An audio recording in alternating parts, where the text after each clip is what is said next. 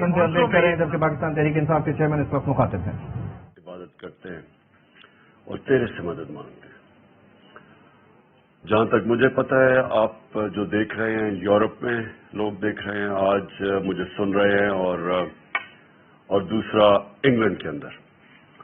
तो मैं सबसे पहले तो आप सबको खराज तहसीन पेश करना चाहता हूं कि जिस भरपूर तरीके से आपने ये जो मुल्क में साजिश हुई है, इसके अगेंस्ट जिस तरह आपने प्रोटेस्ट किए हैं, मैं अपने मुल्क की तरफ से आपको खराज तहसीन पेश करना चाहता हूं। ब्रीफली आपको सबको पता हुआ कि आप तक तो पता चल ही गया होगा कि एक फैसला हुआ बाहर के मुल्क ने, अमेरिका ने, वहां फैसला हुआ कि जी उनको एक आदत नहीं है पाकिस्तान में एक हुकूमत जो कि इंडिपेंडेंट फैसले करे, जो एंटी अमेरिकन नहीं है। मैं कभी भी एंटी अमेरिकन नहीं रहा, मैं कभी एंटी यूरोप, इंग्लैंड, कभी भी किसी मुल्क के खिलाफ तो सिर्फ एक बड़ा कमजोर और तंग नजर ज़हनी कौम के खिलाफ हो सकता है। कौम में अच्छे बुरे होते हैं, कौम की अच्छी पॉलिसीज होती हैं, बुरी पॉलिसीज होती हैं। मेरी डोनाल्ड ट्रंप से और उसकी एडमिनिस्ट्रेशन से बड़े अच्छे ताल्लुकात थे, लेकिन ये हुआ कि बदकिस्मती से उनको आदत पड़ी हुई है पाकिस्तान की, अमेरिकन की मैं बात कर रहा हूं, कि वहां वो जो भी पाकिस्तान से बात मनवानी हो, हुक्म होता था और यहां सलूट मारा जाता था और उनकी हर उनकी ख्वाहिश पूरी की जाती थी। इतनी बुरी चीज ना हो, लेकिन अगर उनके हुक्म मानने में हमारे पाकिस्तानी कुर्बान होते हैं, मेरा इधर इनके साथ प्रॉब्लम है। मैं वॉर ऑन टेरर के अगेंस्ट क्यों मैं इसके एक आवाज बोलता रहा, आपको पता है 15 साल में इसकी मुखालफत करता रहा, और अफगानिस्तान में भी ये कहता गया कि कभी भी यहां मिलिट्री सोल्यूशन नहीं है। तो मैं इसलिए कह रहा था कि हमारे एक सरबराह ने एक धमकी के ऊपर पाकिस्तान को उनकी जंग के अंदर शामिल कर दिया, और उससे हमारे लोगों को जो नुकसान हुआ, और आप यूरोप में और इंग्लैंड में, मुझे पूरा पता है कि क्योंकि मेरा आना जाना ओवरसीज पाकिस्तानी के साथ और इंटरेक्शन बहुत ज्यादा रहा है। पहले क्रिकेट की वजह से ओवरसीज पाकिस्तानी को मैं बेहतर जानता था, क्योंकि जिधर मैं मैच खेलता था हमारे पाकिस्तानी आते थे, जरूर अपनी टीम को बैक करते थे। और उसके बाद शौकत खानम कैंसर हॉस्पिटल बनना ही नहीं था अगर आप ओवरसीज पाकिस्तानी मेरी मदद ना करते। और इसके लिए मुझे फिर जिधर भी पाकिस्तानी कम्युनिटीज थी उनसे मेरा इंटरेक्शन हुआ। तो जब ये वॉर ऑन टेरर हुई, पहले तो पाकिस्तान का ना लेना ना देना 9/11 से, हमें उसके अंदर धमकी के ऊपर वो वर्ड जनरल मुशर्रफ ने अपनी किताब में लिखा है कि उसने उनका आर्मिट्रेज उनका कोई जो भी था, उसने धमकी दी कि we will bomb you into stone age. Pressure नहीं ले सका, एक धमकी में मुल्क को शामिल करवा दिया उस जंग में, और फिर हम गिरते ही गए, डिमांड्स उनकी बढ़ती गई। पहले तो कहा था लॉजिस्टिकल सपोर्ट देनी है, फिर हमने पूरी अपनी उनके कहने पे फौज भिजवा दी कबायली इलाके में, और उसके बाद जो फिर पाकिस्तान में हुआ, आप याद रखें कबायली इलाके से सारी अफगान जहाद लड़ी गई थी।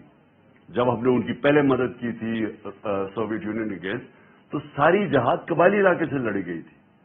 तो कबायली इलाके के लोगों को हमने कहा था कि जहाद बहुत अच्छी चीज है, जब एक हमारे हमसाए मुल्क में फॉरेन ऑक्यूपेशन हुई तो इसके खिलाफ लड़ना जहाद है। अब जब अमेरिकन वहां पहुंच गए तो अब हम उन्हीं लोगों को कह रहे हैं कि उनके खिलाफ जहाद थी, सोवियट्स के खिलाफ अब दहशतगर्दी है। उसका नतीजा क्या हुआ? क्या वो रोबोट्स तो नहीं थे? उनको हमने पहले जहाद के लिए तैयार किया और अब हम कह रहे हैं कि ये टेररिज्म है, वो हमारे खिलाफ हो गए। और पाकिस्तान ने सबसे भारी कीमत अदा की अमेरिका की वॉर ऑन टेरर में शिरकत करने की।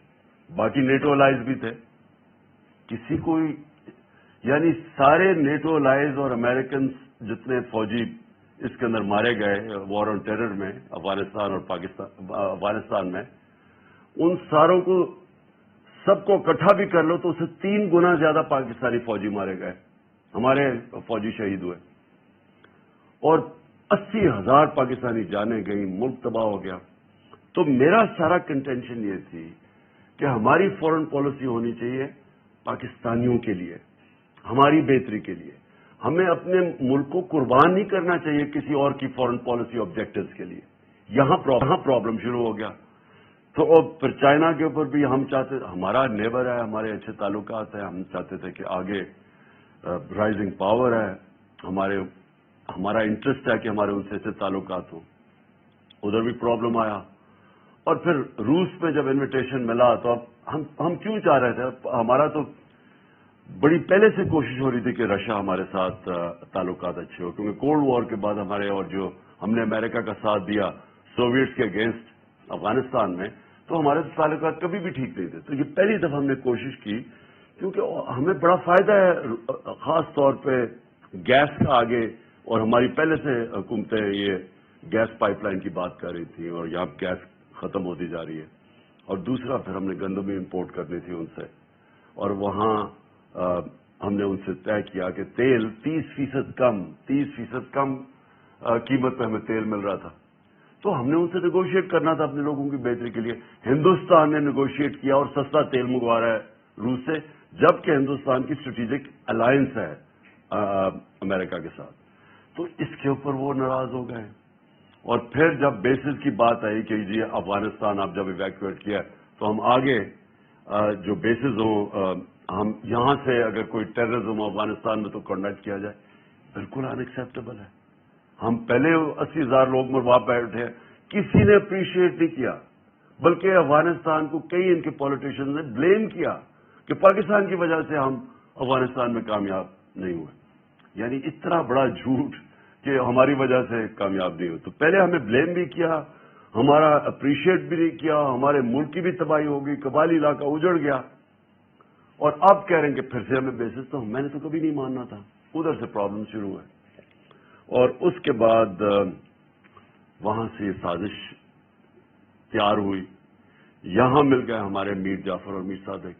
انہوں نے پوری طرح ان کے ساتھ یہ گیم پلان بن گیا. یہ مجھے اس کا انڈیکیشن ہو گئی تھی پچھلی جولائی کے اندر، جولائی اگست میں میں سمجھ گیا تھا کہ کچھ ہو رہا ہے. اور پھر یہ یہاں سے ان کے ساتھ مل کے یہاں پھر ان کے ساتھ یہ جو ہمارے پولیٹیکل یہ جو 30 سال سے اس ملک کے اوپر بیٹھے ہوئے چوری کرتے ہوئے، جن کے اوپر کرپشن کیسز تھے جو عدالتوں میں ڈریگ کیے گئے، اور یہ بھی منصوبے کے تحت ان کو کنوکٹ نہیں کیا گیا. یہاں بھی طاقتور فورسز بیٹھی ہوئی تھی جو کہ ان کو کنوکٹ نہیں ہونے دے رہے تھے، کیونکہ ان کے پاس ان کو تو اوپن اینڈ شٹ کیسز ہے، اور 95% کیسز ہمارے سے پہلے کے بنائے ہوئے ہیں ان کے اوپر. تو ان کے یہ یہاں مل کے ہمیں پتا کیسے چلا، امریکن ایمبیسی میں ان کی فریکوینسی بڑھ گئی ان سے ملنے اپوزیشن پولیٹیشین سے، ہمیں وہ ساری انڈیکیشن تھی. اور پھر جو ہمارے 4-5 جو تھے بیک بینچر جو خوش نہیں تھے ہماری پارٹی سے، ان کو امریکن ایمبیسی بلا کے میٹنگز کرنی شروع کر دی. اب دیکھیں ایمبیسیز کا کام تو فورن پالیسی ہوتا ہے، ان کا کیا کام ہے کہ ہمارے جو کہ خوش نہیں ہیں ان سے میٹنگ شروع کر دی. اور انہوں نے جب یہ پھر یہاں جب نو کانفیڈنس ہوا تو سب سے پہلے ان لوگوں نے جا کے لوگوں کو، ہمارے لوگوں کو خریدا اور توڑا، اور یہ گو بٹوین بنے جنہوں نے امریکن ایمبیسیز میں جا کے میٹنگز کی ان کے ساتھ.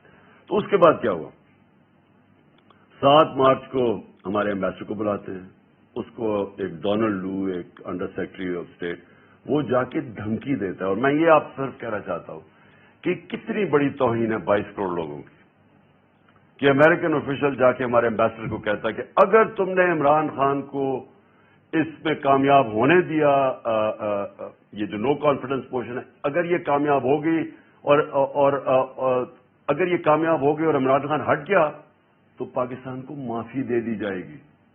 کس چیز کی معافی ابھی نہیں پتا، کیا ہم نے جرم کیا ہے اس کا نہیں پتا، لیکن معافی دے دی جائے گی. لیکن اگر عمران خان بچ گیا تو پاکستان کے لیے کانسیکوینسز ہوں گے. ڈائریکٹ نام لے کے ہمارے ایمبیسڈر کو کہہ رہا ہے. اور یہ سوچ لیں کہ میں فورن آفس میں ہے، میں ہوں پرائم منسٹر، تو یہ کس کو دھمکی دے رہا تھا وہ. اور اگلے دن جس کو بھی دھمکی دی، اگلے دن نو کانفیڈنس موشن ٹیبل ہو جاتی ہے پارلیمنٹ میں.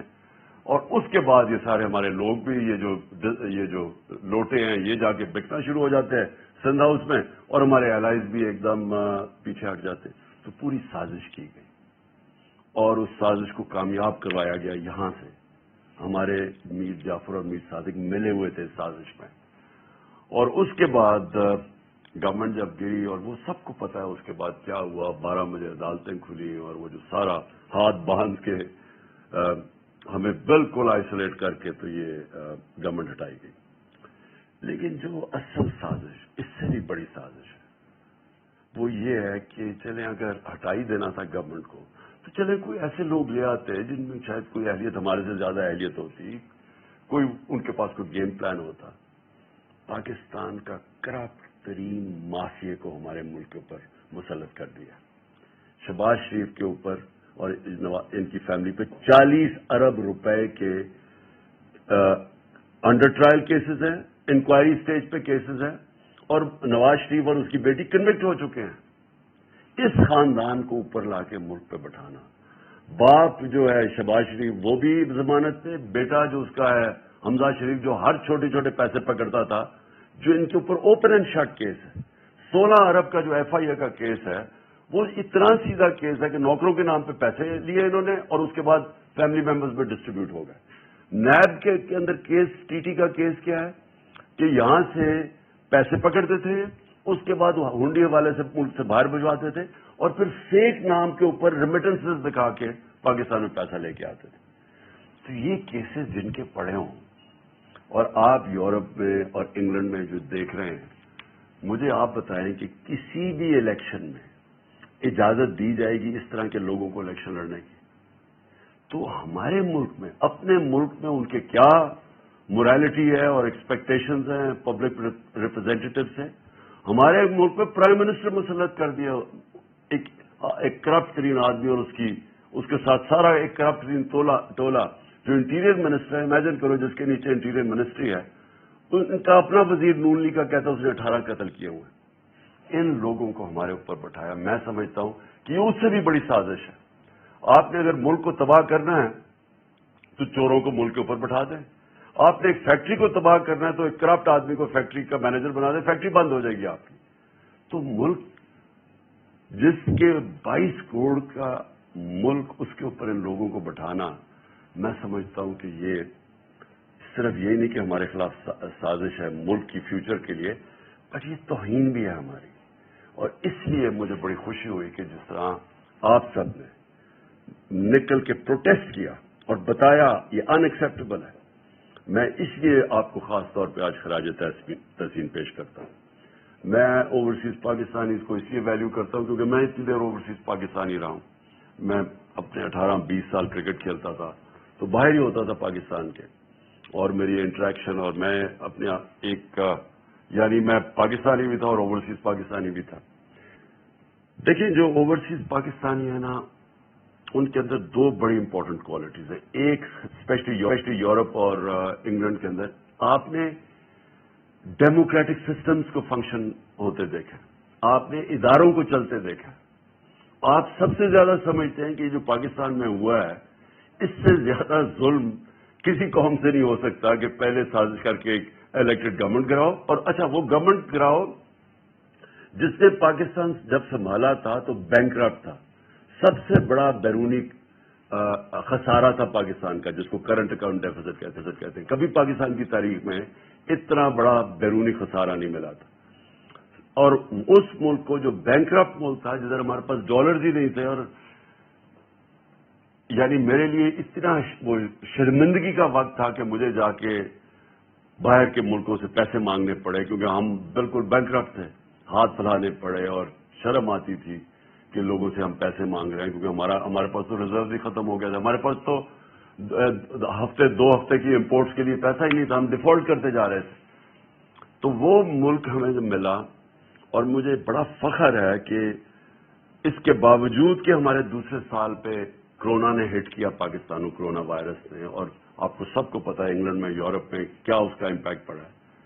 آپ یہ سمجھیں کہ یہ ہمیں باتیں کرتے ہیں اہلیت کی کہ پاکستان وہ ملک تھا جس میں ریکگنائز ہوتا ہے کہ سب سے بہترین طریقے سے ہم نے کرونا کو مینج کیا.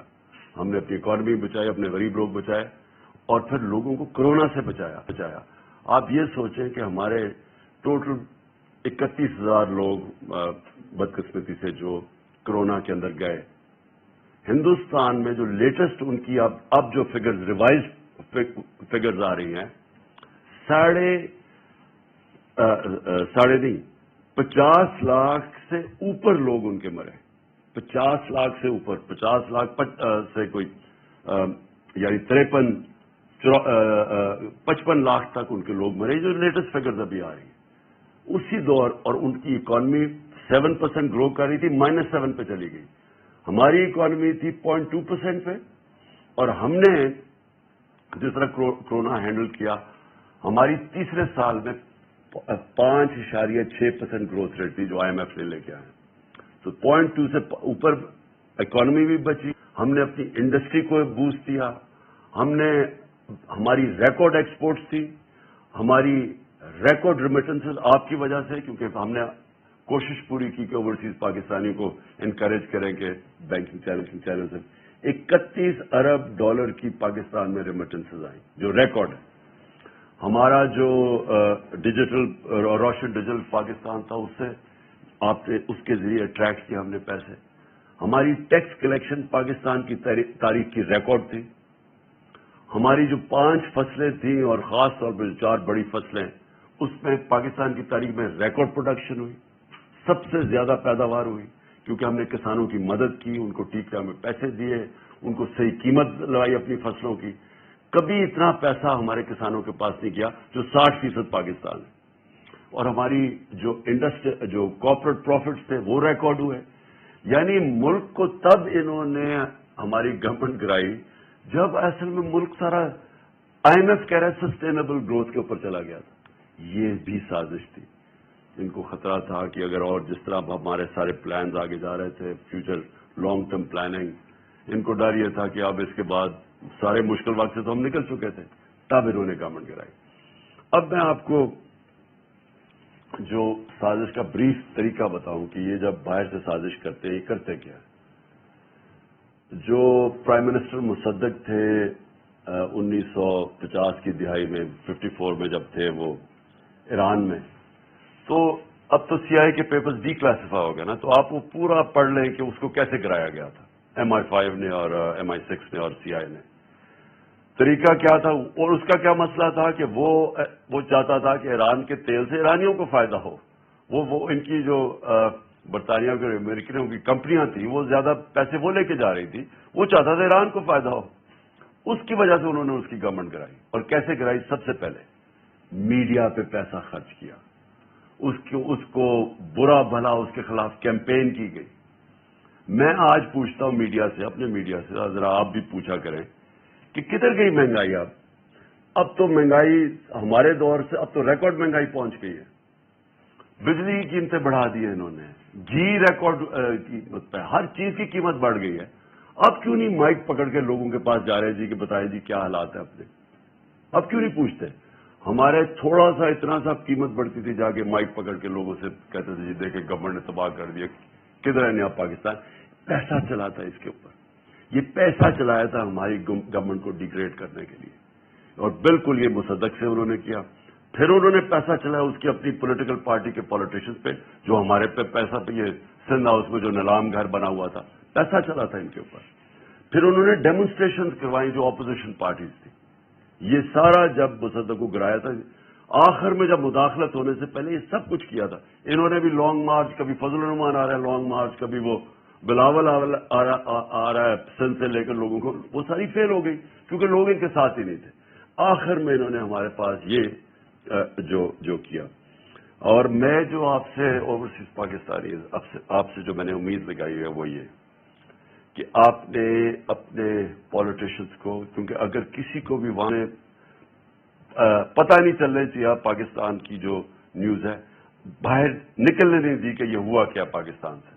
वहां बाहर बताया जी इमरान खान बड़ा अनपॉपुलर हो गया था लेकिन न्यूज को गिरा दिया।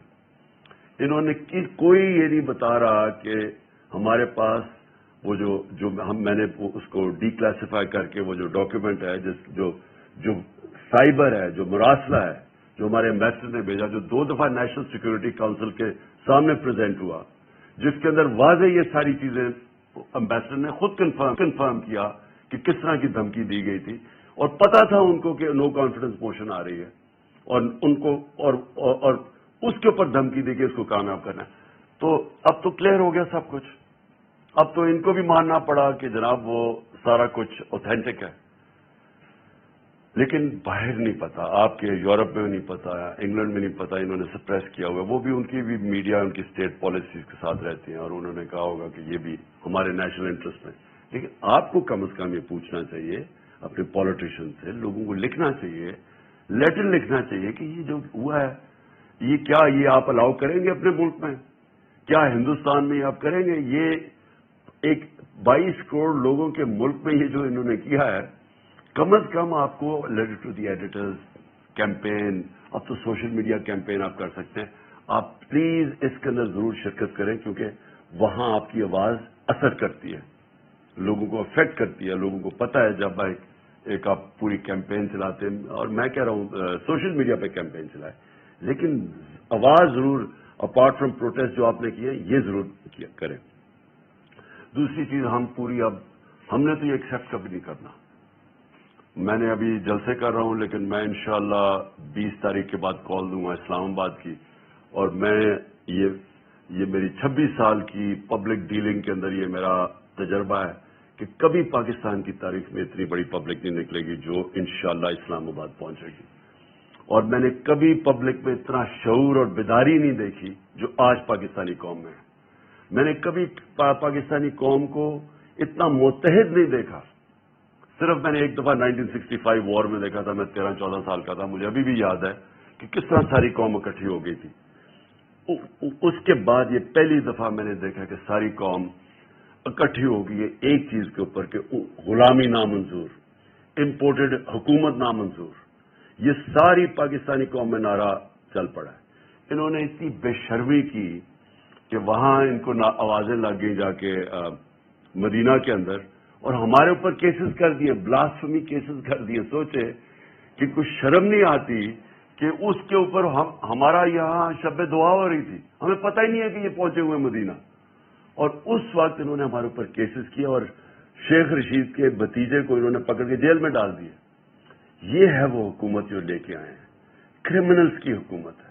انہوں نے ساری زندگی یہ کیے، جھوٹے کیسز، مخالفین کے خلاف ڈرانا دھمکانا، اور جو نہ ڈرے اس کو خرید لو، یا خریدو اور یا تو انہوں نے وہ جو کیسز کیے. میری ایک کنٹینشن ہے کہ دنیا کے کسی حصے میں جدھر پاکستانی ہے یہ حکومت کے لوگ چلے، ان کو 2 نعرے لگیں گے ہر جگہ، غدار اور چور. کہیں بھی یہ چلے جائیں، کیونکہ اس وقت قوم میں کنسنسس ہو چکا ہے اس چیز کا.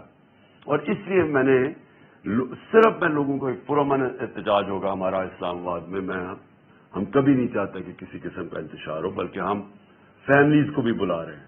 ہم چاہ رہے ہیں سب اس پہ شرکت کریں اس احتجاج میں، اور صرف لوگوں کے سامنے، قوم کے سامنے، انٹرنیشنل میڈیا کے سامنے، اور یہ جو غدار ہیں ان کے سامنے اور اداروں کے سامنے، پبلک کا ان کو پتہ چلے کہ یہ قوم کھڑی کدھر ہے، تاکہ ان کو پبلک کا زور پتہ چلے کہ اس وقت قوم کدھر کھڑی ہے. جو میرا پاکستان کی ساری زندگی کا تجربہ وہ یہ کہ ہماری جو اشرفیہ ہے، ہماری جو رولنگ ایلیٹ ہے، وہ بدقسمتی سے کرپٹ بھی ہے، سافٹ بھی ہے، غلام بھی ہے. وہ سمجھتے ہیں کہ جناب امریکہ کے بغیر ہم گزارا نہیں کر سکتے. ہم نے تو کبھی نہیں کہا کہ امریکہ کے خلاف ہو، ہم نے تو کبھی اینٹی امریکن بات نہیں کی، لیکن ہم نے یہ کہا ہے کہ غلامی نامنظور. ہم دوستی کرنا چاہتے ہیں، غلامی نہیں کرنا چاہتے، اور یہ ساری قوم کی آواز ہے آج، کیونکہ قوم ہماری مضبوط ہے. جب بھی آپ پاکستانی قوم کو ٹیسٹ کریں گے، زلزلہ آیا میں نے خود دیکھا، سارے لوگوں نے شرکت کی. جب سیلاب آیا تھا وہ اتنا بڑا پاکستان میں تباہی مچی تھی اس کی، ہر پاکستانی نے مدد کی تھی، باہر بیٹھے اندر بیٹھے. یعنی ہمیں جب آزمایا جاتا ہے قوم کھڑی ہو جاتی ہے. اوپر ہمارے بدقسمتی سے چیری بلاسم بوٹ پالش بیٹھے ہوئے ہیں جن میں نہ کوئی خودداری ہے، پیسے کی بت کی پوجا کرنے والے ہیں، پیسے ان کے باہر پڑے ہوئے ہیں، چوری کر کے پیسہ باہر. آج ان کے جو بھی لندن جانتا ہے سب سے مہنگے علاقے میں شریف خاندان کے گھر ہیں. ایک ایویڈنس نہیں دے سکتے کہ پیسہ کدھر سے آیا، اس لیے بیٹے باہر بھاگ گئے کیونکہ بیٹوں سے جب پوچھنا تھا کہ بتائیں گے آپ ایک بیٹا 9 ارب کے گھر میں رہتا ہے اور دوسرا اربوں روپے کی جو پراپرٹیز ان کی اور جو بے فیئر کی ہے، بتا ہی نہیں سکتے کہ کدھر سے پیسہ ہے، کیونکہ چوری کا پیسہ ہے. آج تک پوچھتے رہے ان سے کہ وہ پیناما پیپر کے انکشاف کے بعد کہ بتائیں مریم کے نام پہ 4 بڑے بڑے محلات ہیں آپ کے مے فیئر میں، پیسہ کدھر سے آیا؟ ایک پیپر نہیں یہ بتا سکے پیسہ کدھر سے آیا، نہ یہ بتا سکتے ہیں کیونکہ چوری کا پیسہ ہے. اس لیے یہ جو لوگ باہر بیٹھے ہوئے ہیں یہ کبھی بھی اس ملک کے لیے سٹینڈ نہیں لے سکتے.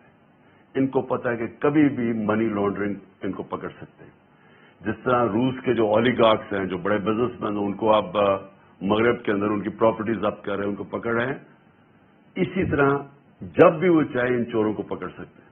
اس لیے کنٹرولبل ہے، یہ کبھی ملک کے لیے سٹینڈ نہیں لیں گے. اور اسی لیے بھی یہ موومنٹ کا کامیاب ہونا بہت ضروری ہے. تو میں آخر میں آپ سب کو جو پیغام دینا چاہتا ہوں وہ یہ کہ آپ نے اسی طرح مظاہرے کرنے ہیں. آپ نے جو آپ کے علاقوں میں پبلک ریپرزینٹیٹیوز ہیں ان کو آپ نے ضرور خط لکھنا ہے، پٹیشن کرنی ہے، سوشل میڈیا کیمپین کرنی ہے.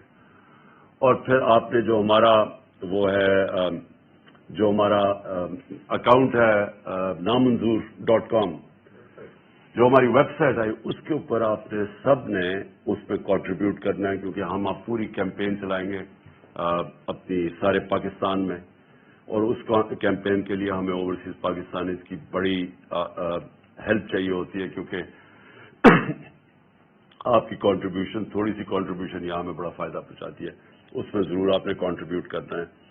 اور انشاءاللہ وقت یہ ثابت کرے گا کہ یہ جو پاکستان میں ایک ڈیفائننگ مومنٹ ہے، اور یہ وہ ایک لمحہ ہے پاکستان میں جب یہ قوم بالکل آزاد ہو جائے گی اس طرح کی چوروں سے، ڈاکوؤں سے، غداروں سے.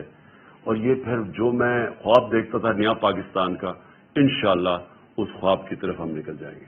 پاکستان زندہ باد. تحریک انصاف کے چیئرمین عمران خان ورچولی خطاب کر رہے تھے، جسے بیک وقت سنا گیا پاکستان میں بھی اور دکھایا گیا یو کے اور دیگر ملکوں میں بھی. انہوں نے کہا کہ میں امریکہ کے خلاف نہیں ہوں، میرے ڈونلڈ ٹرمپ سے اچھے تعلقات تھے. بدقسمتی سے امریکیوں کو عادت پڑی ہے اپنی بات منوانے کی اور حکم دینے کی. مشرف امریکی دھمکی نہ سہ سکا اور جنگ میں شامل ہو گیا. ہماری خارجہ پالیسی اپنے ملک کے مفاد میں ہونی چاہیے. ہمیں اپنے ملک کو کسی اور کی فورن پالیسی کے لیے قربان نہیں کرنا چاہیے. انہوں نے سازش کیا گیا جو ان کی حکومت کے خلاف کی گئی. کہتے ہیں کہ روس سے کم قیمت پر گیس اور گندم ملتی تو ہماری عوام کو فائدہ ہوتا. امریکہ پھر سے اڈے مانگ رہا تھا، میں نے اڈے دینے سے انکار کیا اور مسائل شروع ہو گئے. امریکی دھمکی کے بعد ہمارے ارکان بک گئے. پاکستان کے میر جعفر اور میر صادق نے ان کا ساتھ دیا اور پاکستان پر کرپٹ لوگوں کو مسلط کر دیا گیا. ایسے کرپٹ اور قاتلوں کو ہم پر مسلط کیا گیا ہے. ایسے لوگوں کو مسلط کرنا ملک کی توہین ہے. انہوں نے ساتھ ہی میڈیا سے سوال پوچھا کہ اب مہنگائی کہاں گئی، یہ بتایا جائے. ہمارے دور میں مہنگائی پر تو بہت شور مچایا جاتا تھا. میڈیا والے اب مہنگائی سے متعلق عوام کے پاس کیوں نہیں جاتے؟ میڈیا پر پیسہ چلایا گیا. تحریک انصاف کے چیئرمین عمران خان نے کہا کہ ہم دوستی کرنا چاہتے ہیں لیکن غلامی نامنظور ہے.